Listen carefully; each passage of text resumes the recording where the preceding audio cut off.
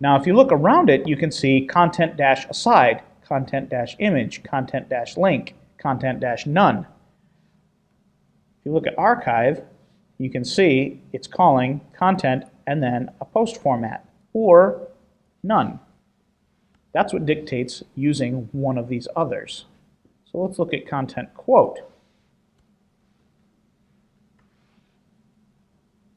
It's going to look very similar, but it's much shorter because it doesn't care about all the things a normal post does.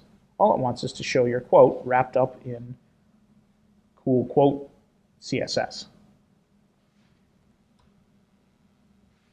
So you can make different templates for different purposes by adding the hyphen and then some kind of variable. It varies depending on what kind of thingy you're making.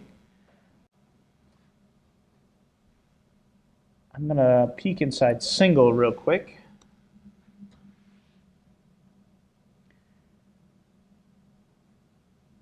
That's it for single. So this is for a single post. All it's still doing is going to get content, or get template part content with get post format. Then it has the previous and next, stuff like that. So single ends up being very similar to content. It just gets used in different places. Let's look at page. Oh. This is even simpler. If we have posts, go get the template part for page. Throw in the comments there too. That's it. I'm going to look at what's page-templates. So let's open one of those up.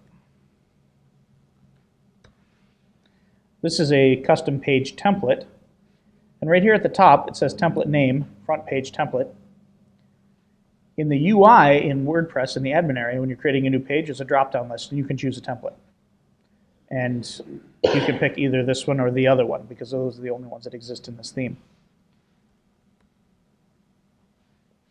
Now, when you're creating a custom content type, you're going to create template files similar to this, and you're going to use the slug from your content type. So, for example, we're going to create a staff content type later, and we're going to make archive-staff.php and single-staff.php, and WordPress will just magically start using those templates. And at that point, you can go in there and you can code to your heart's content. You could rip out all the HTML and write in, or rip out all the PHP and write in some HTML that says, "Hi, this is staff," and it's going to say that on every one of them. You can write all your code right into that template file, or you could get fancy and create template parts like content and say, staff-director.php or whatever, and you can have a different template for directors.